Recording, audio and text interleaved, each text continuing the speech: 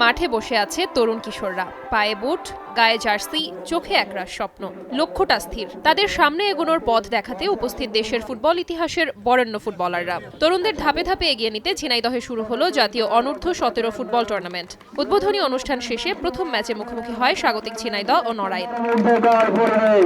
তিস্তা জোনের এই গ্রুপে রয়েছে 8টি জেলার তরুণদের নিয়ে গড়া ফুটবল দল। 2025-এর অনূর্ধ্ব 17 চিত্রা ভেন্যুর খেলা ঝিনাইদহ স্টেডিয়ামে আজকে ওপেনিং হচ্ছে। 31 তারিখ পর্যন্ত এই টুর্নামেন্ট চলবে। 31 তারিখে ফাইনাল খেলা হবে। দুই টিমের দুটা বেস্ট অফ ইয়ার নিয়ে ফাইনাল খেলা হবে। ফুটবল ফেডারেশনের এমন উদ্যোগ কতটা সাহায্য করতে পারে তৃণমূলের ফুটবলারদের? আজকের দিনটার জন্য খুবই ভালো লাগছে। আমরা বড় হয়ে অনেক ভালো ফুটবলার হতে চাই। প্রতিদ্বন্দ্বিতাপূর্ণ খেলা হবে, এর মধ্যে অনেক উদীয়মান খেলোয়াড় আছে যারা আগামী দিনের ভবিষ্যৎ।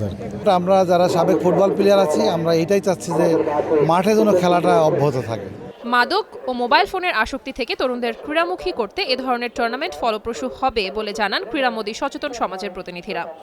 যেভাবে মোবাইলে অ্যাডিকশনটা বাড়ছে, ঠিক তার অপোজিটে রয়েছে হচ্ছে আপনার মাদকের অ্যাডিকশন।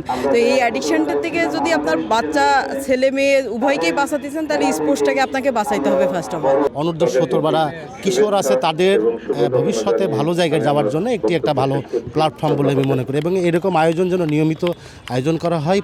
হামজাদের আগমনে নতুন জোয়ার এসেছে দেশের ফুটবলে। সেটা তৃণমূলে পৌঁছে দেওয়ার পাশাপাশি নতুন প্রতিভা তুলে আনার লক্ষ্য নিয়েই শুরু হলো জাতীয় অনূর্ধ্ব 17 ফুটবল টুর্নামেন্ট।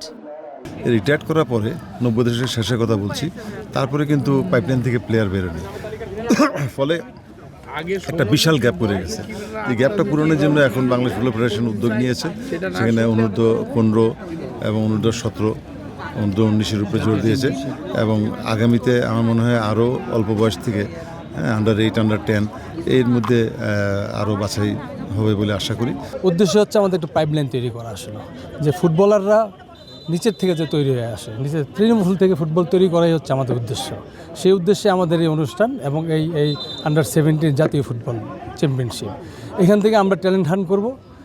4 বছর প্রতি বছর আমরা এই খেলা খেলব। তিস্তা জোনের এই টুর্নামেন্টের পর্দা নামবে আগামী 31 জানুয়ারি। Diana Zarin, Star news.